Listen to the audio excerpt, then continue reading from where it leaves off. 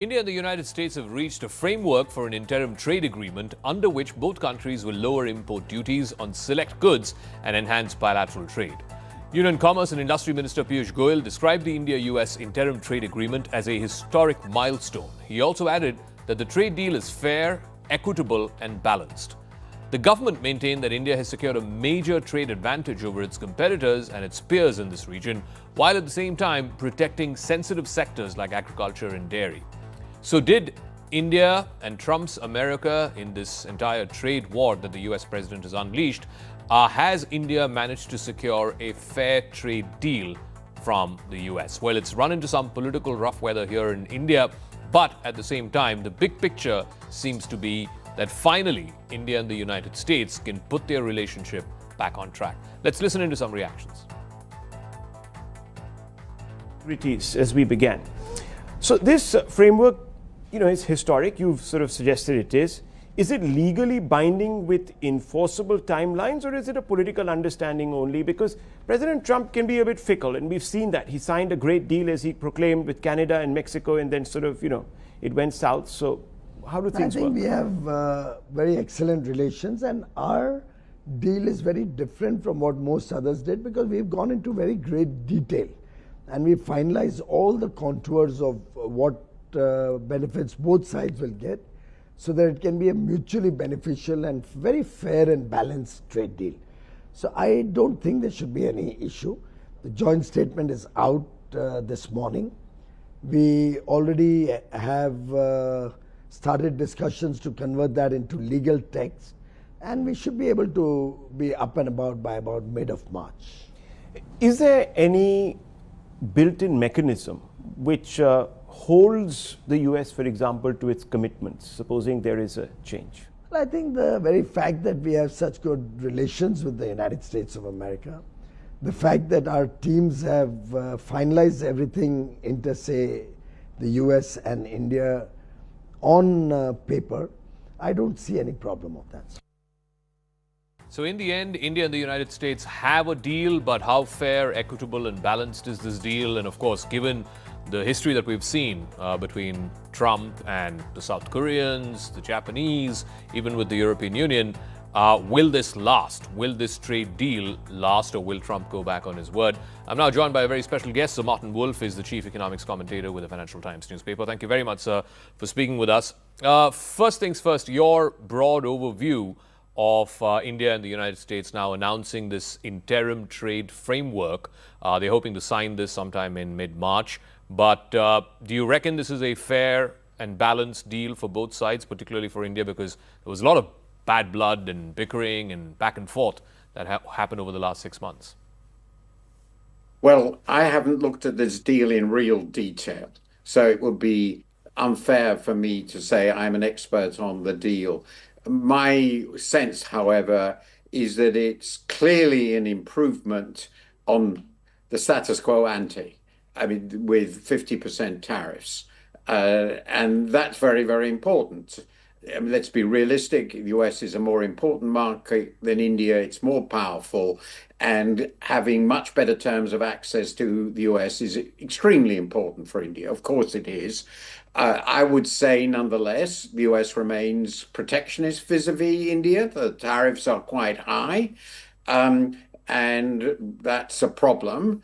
I also happen to believe that opening the Indian economy, and here I include very much the perspective, the deal with the EU and the UK, taking these together, opening the Indian economy is an important benefit for India. I know that's not how it's always seen in India, but I believe India has benefited from the liberalization of the 90s.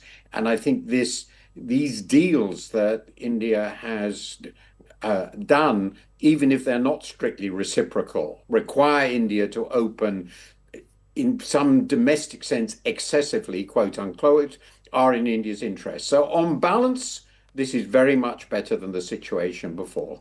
How much do you think the fact that, I think exactly a week before the India-US trade framework got announced, there was the India-European Union trade agreement that was announced with a lot of fanfare. Ursula von der Leyen was here. Antonio Costa was here, the summit happened. How much do you think that sort of forced Trump's hand, if you will? One of the things I've learned is really not to try and psychologize Trump. I find him basically incomprehensible. He is so different from people I know and people like me that I can't make sense of it. But it would not seem to me at all implausible that the fact that India has shown itself able to reach important deals with other significant trading partners is a factor in Trump's mind. I mean, he doesn't want, quote unquote, to lose India. He knows, and the Americans certainly know, that India is a very important rising country and economy, which they want to have on their side. I believe that the actions they took with these super high tariffs last year were outrageous. They found a way to get back from it. That seems to me a good thing. And I think it's perfectly plausible that Trump looked at the situation and said, we're getting isolated from the Indian market. We don't want that. So that may well be a factor. In the end, I think it shows that India has big opportunities, which I've always believed in these negotiations, and has every chance, as a number of economists I've read, Indian economists I've read, stress, very good chance of getting substantial gains from these sets of deals. There are 2 points of concern. One, of course, concerning Russian oil. I mean, the reason why Trump imposed the ad valorem 25% duty on import of Russian oil, and India was the only country that had to face that. He signed an executive order just as this joint statement was announced over the weekend, where he basically said that I've been told that India has committed to not buying any Russian oil, and therefore I'm reducing this 25 or taking off this 25% ad valorem duty. And in the event that India does go back to purchasing Russian oil, then I will impose or reimpose this 25%. And that's led to some concern here in India because A, the government of India said we've not made any such commitments, and B, this is at the end of the day a sovereign decision who India buys oil from or who anybody buys oil from. Well, I can't obviously comment on a deal that I don't know. Clearly, that was part of the discussion. I knew that that's part of the discussion. What has actually been agreed, I don't know. So, and I don't know who does know. Now I'm not an expert on how far India has been able to buy oil from Russia more cheaply than it would have done if it had been on the world market. My own view has always been that oil is an internationally tradable commodity, and the price ultimately is set by world demand and supply. So if India buys less oil directly from Russia, Russia will have to find other places to sell it, and that will affect world prices, which will then be lower than they would otherwise have been, and India can buy at those world prices. So the question to me is not how much oil, how much less oil India imports from Russia, but how much more expensive its overall oil imports, both from Russia and elsewhere, as it were, its aggregate oil imports will be as a result of this deal. And to answer that is a very complicated question, because it would have to include an analysis of what the oil India doesn't buy, if it doesn't buy some oil now, where it will go. And I don't know. So Trump says whatever commitments India has made to buy less of Russian oil, they'll buy American oil. And I think one of his social media posts even suggested possibly Venezuelan oil. You think one could be a replacement for the other? I mean, leaving aside the cost factor, that is. Well, Trump has a very, very primitive view of economics, and he certainly doesn't understand that oil is a fungible commodity whose prices are set in world markets. I would be extremely surprised if the next cheapest oil for India would come all the way from the United States. I mean, you have some very, very large producers who are rather closer to you. And it's quite expensive to ship this stuff. So it would be very surprising if a decision to buy American oil were the rational decision for India to make, at least surprising to me, once you've decided, if it's decided not to buy Russian oil directly. And I suspect that if India is going to do that, it would either have to pay more than otherwise, which really would be a cost, or in fact, far more sensible, it would buy from the Gulf, most probably, and countries that buy from the Gulf will buy. Perhaps European countries buy more from America. This is on the assumption that we're dealing with a world market. Now, if Trump is trying to segment the whole world market by geographical origin without any consideration of the cost, it's absurd. It's completely ridiculous. But Mr. Trump has so many ridiculous ideas, I wouldn't rule it out. One of the things, and you know this historically, India has been very protective of its agricultural sector, and in the EU FTA, for example, both agri and dairy were completely off. With the US one, at least in the framework that's been announced, there are some agricultural items that India has agreed to import from the US, but a bulk of the staple crops that India and Indian farmers produce seem to have been protected. You think that works for both countries at a time when Trump has also made a big deal about agri and American farmers getting access to markets like India and China, etc.? Whether it will work politically in the sense that they can hold a deal is not obvious to me. I've always believed that, whether rightly or wrongly, this raises gigantic policy and political issues in India. I've followed India close enough to know that basically the staples are off limits. You would know better than I, but I've always tended to the assumption that any government, however popular, that liberalized significantly imports of the staples would be overthrown. It's impossible, I think. I may be completely wrong, but I've always assumed that's something that an Indian government couldn't do. And I assume that that is what the Indian government does think, because this is consistent with what it's agreed. And I assume that the Americans understand that. So that will not be part of the deal. The American agricultural industry is obviously affected by many other parts of the Trump trade policies, because he started a trade war, and of course the reaction to that on the other side is to hurt American agriculture. And this is for countries which would normally be big importers of foodstuff, naturally big importers of foodstuff. So I think the Americans have other places to worry about. The chances they're going to get a huge share of the Indian market as things are today, and I would have thought for decades into the future, must be very low, unless I completely misunderstand Indian politics. All right, one final word. So the only major country with whom America does not have a trade deal now in the last year or so that Mr. Trump's been in office is with China. And he said that he's going to China in April. There's going to be a summit. He desperately wants to cut a deal with Xi Jinping.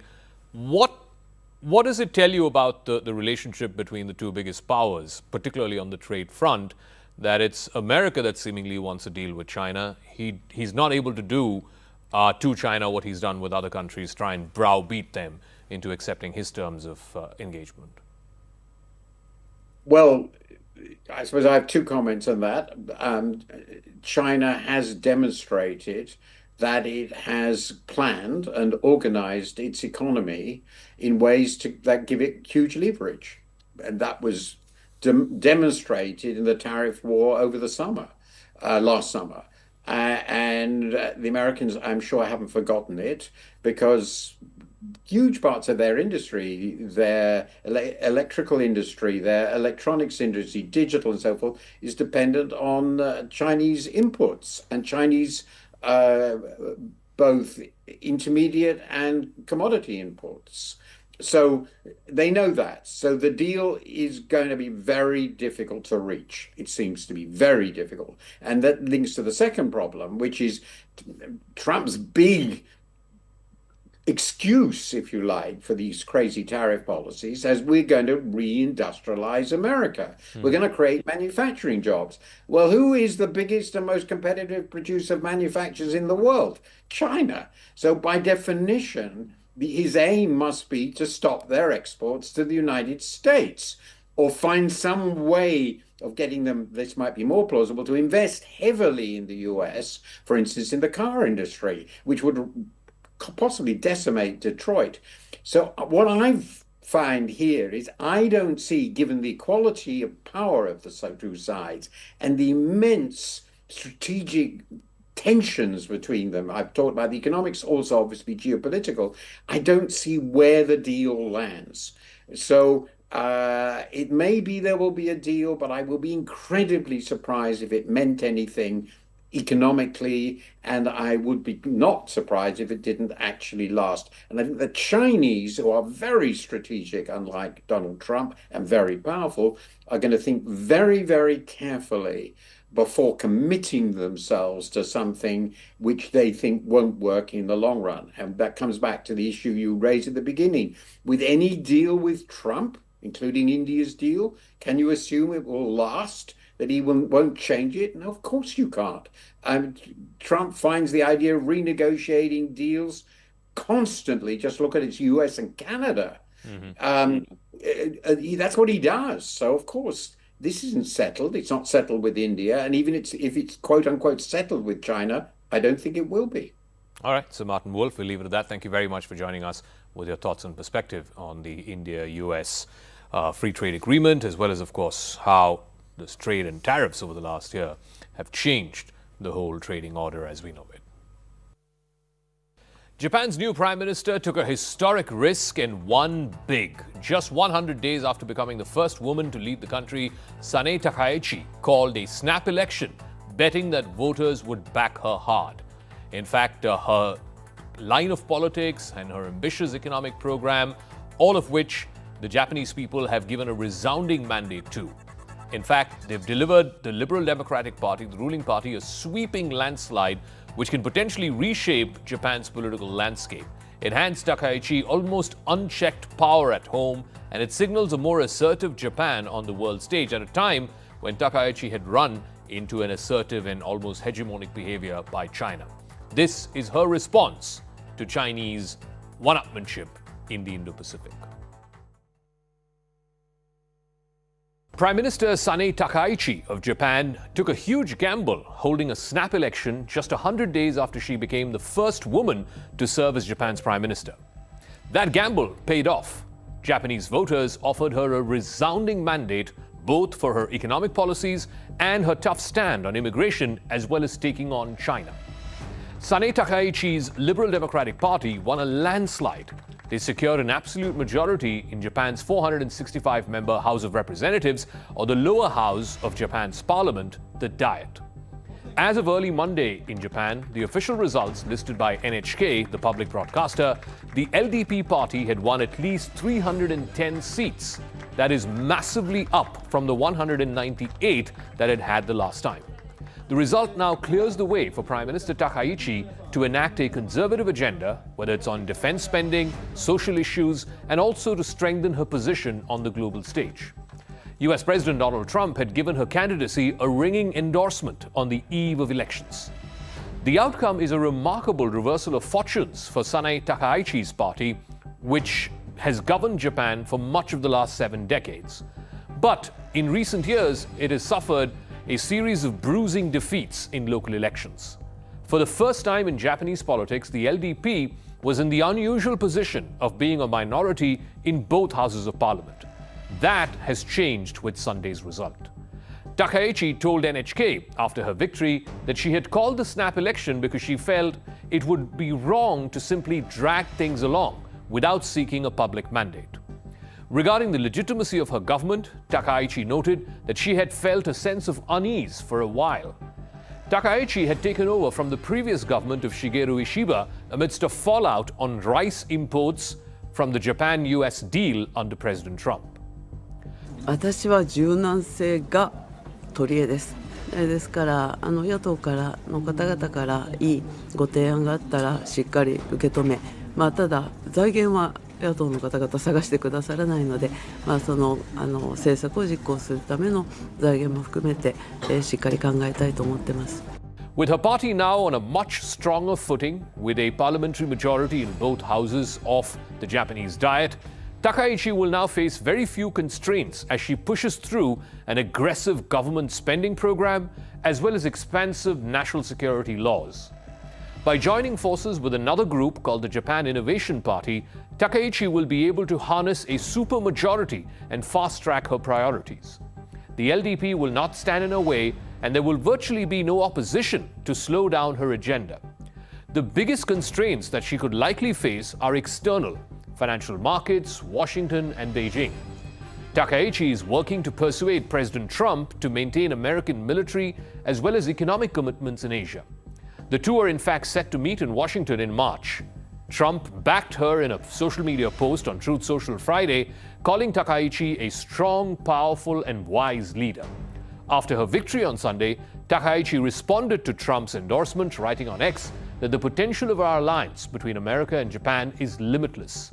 She's also dealing with the fallout of China's efforts to punish Japan over a comment that she made in support of Taiwan, which is a self-governed democracy which Beijing claims as its own.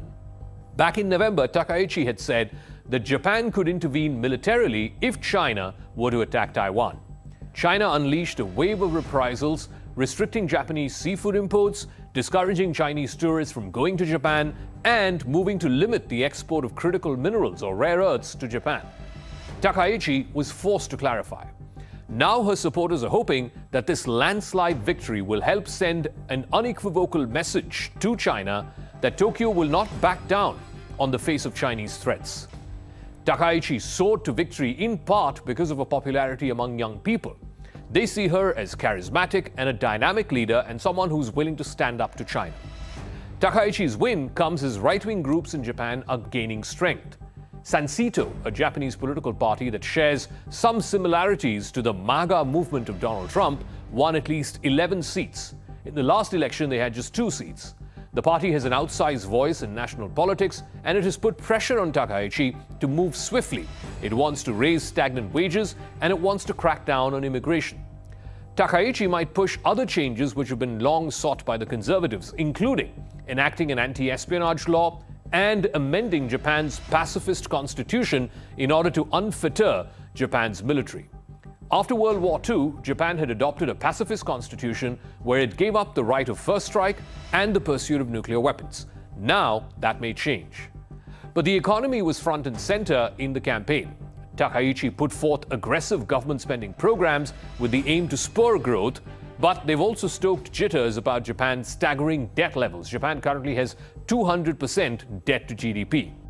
A disciple of former Prime Minister Shinzo Abe and his loose monetary economic policies known as Abenomics, Takaichi too wants the Central Bank of Japan to ease up its purse strings. She's a long-standing proponent of massive fiscal stimulus to break a long-standing deflationary cycle. Takaichi pushed through a record supplementary budget last year. She accelerated plans to increase military spending and to advance large state-led investments in artificial intelligence and semiconductor manufacturing, both of which will have the approval of the Trump White House.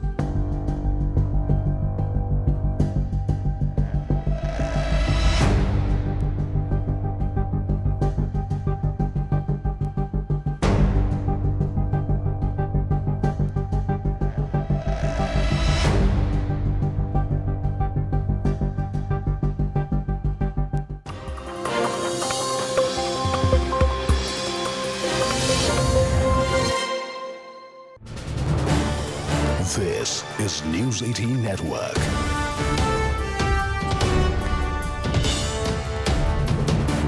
India's largest news network.